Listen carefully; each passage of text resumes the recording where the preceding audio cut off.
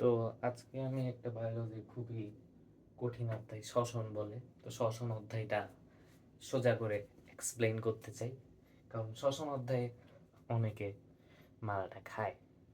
তো ফার্স্টে আমাদের মাথায় রাখতে হবে একটা সুন্দর জিনিস, সেটা হচ্ছে জি এফ নাই। কি জিনিস?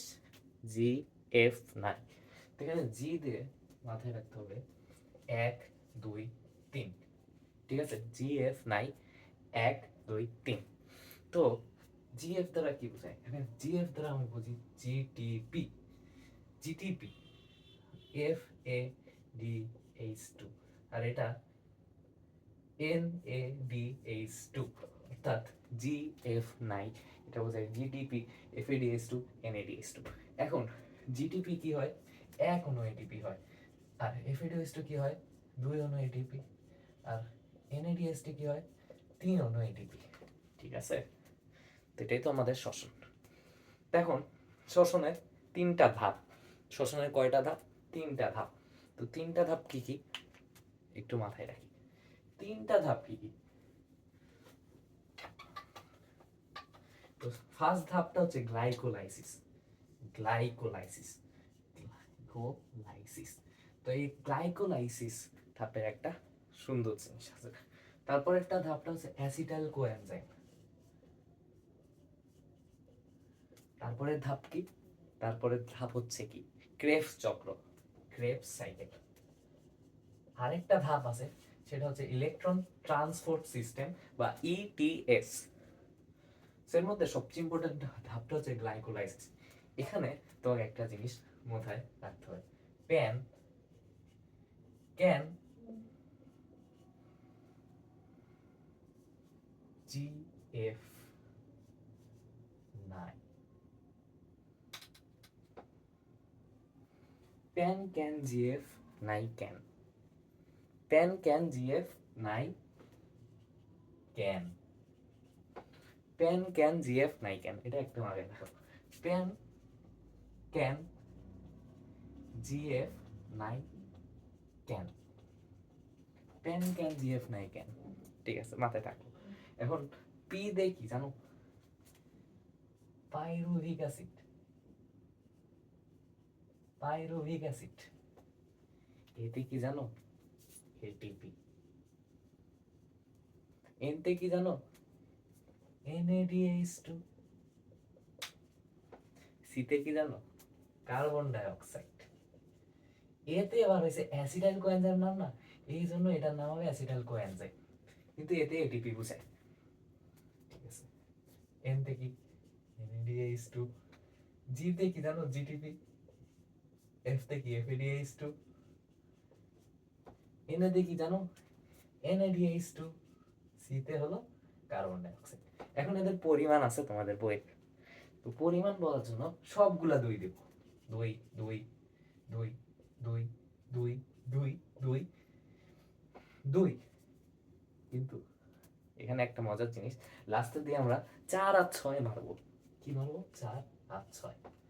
আচ্ছা, আরেকটা ব্যতিক্রম হচ্ছে, এই যে এটিপি হয় না, এটা 4 থেকে 1 2 অণু এটিপি হয়, অর্থাৎ 4 অণু এটিপি হয় কিন্তু 2 অণু খরচ হয়ে যায়। তোমাদের বই একটা সুন্দর চার্ট আছে না?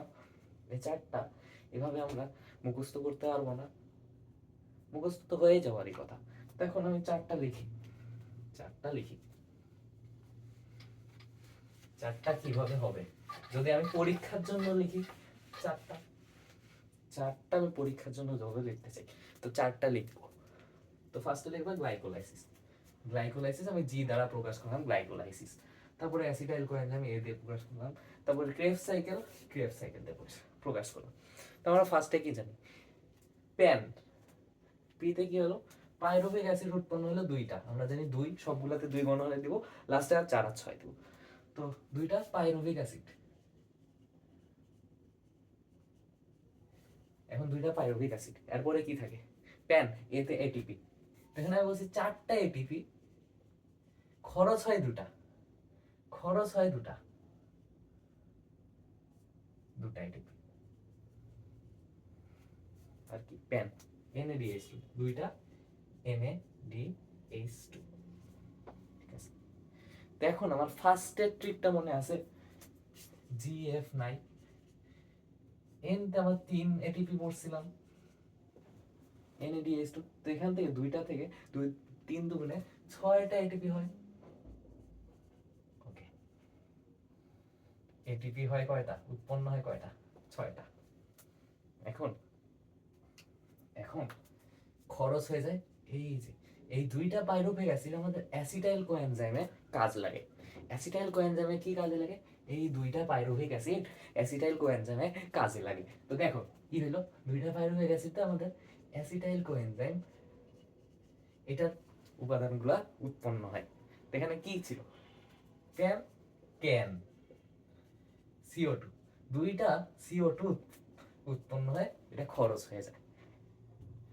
এরপরে কি, দুইটা এটিপি উৎপন্ন হয়, অ্যাসিটাইল কোএনজাইম উৎপন্ন হয়। আমার মনে আসিল অ্যাসিটাইল কোএনজাইমে এ দিয়ে অ্যাসিটাইল কোএনজাইম, অর্থাৎ দুইটা পাইরুভেট অ্যাসিড থেকে দুইটা অ্যাসিটাইল কোএনজাইম উৎপন্ন হলো, আর দুইটা NaDH2 হলো। এই জায়গায় মোটমাট কি উৎপন্ন হয়, দুইটা NaDH থেকে 6টা এটিপি উৎপন্ন হইলো।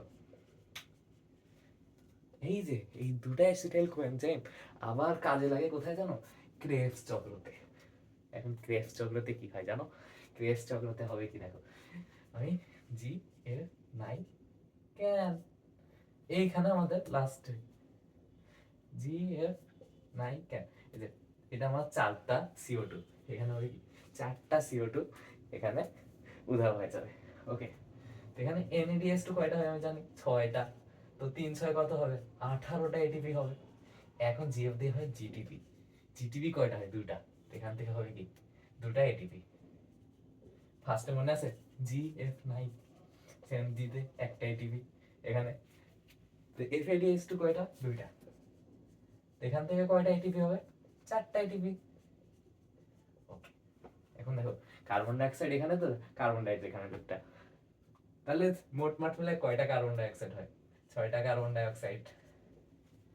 এবার আমি যদি এই সবগুলো যোগ করি, তাহলে ফাইনালে কত আসে জানো, কত আসে জানো, 38 অণু এটিপি। যোগ করো, আর 6 অণু কার্বন ডাইঅক্সাইড। সো এই যে সুন্দর একটা ট্রিক্স, এই ট্রিক্সের মাধ্যমে আমরা পুরো শ্বসন চ্যাপ্টারটাই পড়তে পারবো, মানে চল জীবনী শক্তি, এরকম আরো অনেক ট্রিক্স আছে। বায়োলজি কিন্তু কঠিন না, মুখস্থ না।